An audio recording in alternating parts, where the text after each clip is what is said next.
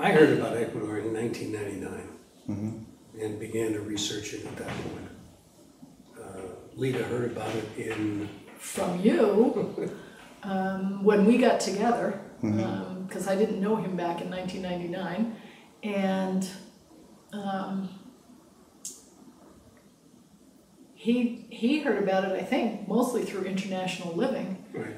But he started talking about it to me, so more than 10 years ago. I thought originally was South America, Latin America. I mean, this is a third world country.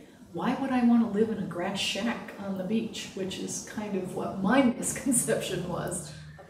I don't know, frankly, that I miss anything else about the United States. As Lita said, if you want something bad enough, it's here someplace. You can find it. You know, you might have to look a little harder for certain things, but it's all here. I mean, my God, there's Kentucky Fried Chicken and Pizza Hut. I mean, if you want to go that route, they're there. So, and Burger King, you know. It's obviously a beautiful city.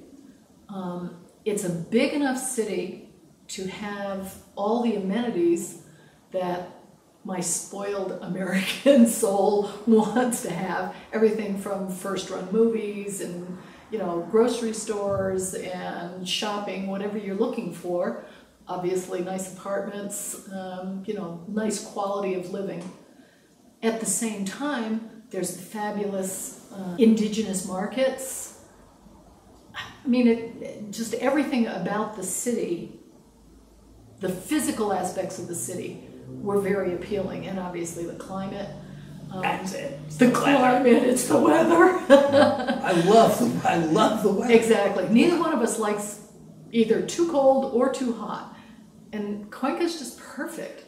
But overall, I'd say there aren't really very many things that I truly miss. Partly because, again, a city like Cuenca has so many things that it offers that you can find almost any product that you want. Do I speak Spanish? Listen, absolutely fluent in hand signals. Part of the thing I have found is that with a few basic Spanish phrases and a few Spanish words, if you make the effort to even try to talk to people and ask questions or whatever in Spanish, I have found that people have been so helpful and so generous that my Spanglish, which is a little better than Bush's, but not much, basically I have not really had any problems. And the couple of times when I've actually been in a situation where I wasn't getting my point across, I've had a total stranger walk up and say, "Oh, I speak some English, can I help you?" I have an analogy that's called this. Here's the gringo community, okay? Here's the Cuencana community that speaks English and Spanish. Then here's the rest. Here's the rest of the city. Now, would I like to get to know the rest of the city? Sure, on some levels, but on other levels, there's more people who speak English than I can deal with now, you know. You have to get used to the fact that things just move more slowly. A little more slowly. You know, and you can't let the fact that the computer doesn't work or the person is in Quito summoned by his boss to go to Quito or what have you, get at you, because it'll eat you up if you can't get into that groove that says things just go a little differently here. It's a different culture. And you knew that intellectually going in, then on a moment-to-moment basis, you have to learn how to live with it, because you're not going to change the culture.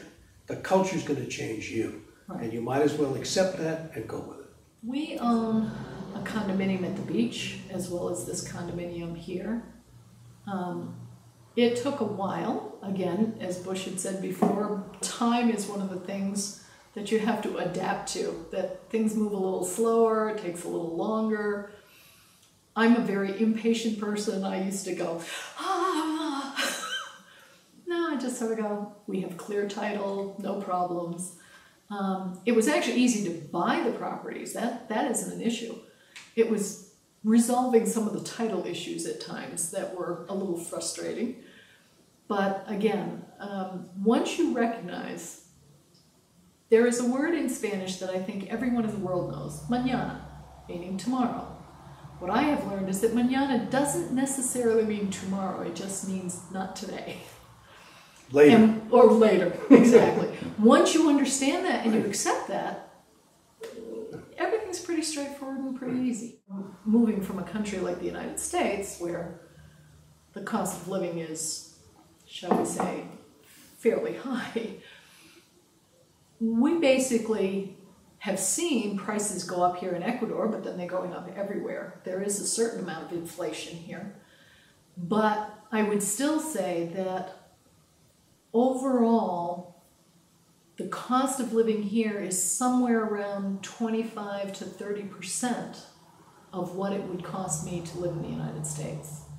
And one of the things, as we both have gray hair, obviously a little older, looking at retirement, one of the concerns was when you retire and you're no longer working, you don't have the same income, how do you maintain the lifestyle that you want, that, as we said, that we had become used to?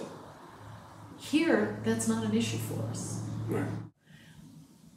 I just love it, you know? And I look out and I see palm trees, and yet I'm wearing a long sleeve shirt. It's not so hot, but it's never cold either. So, like I said, between the climate, the finances, the people, I don't find this a third world country at all.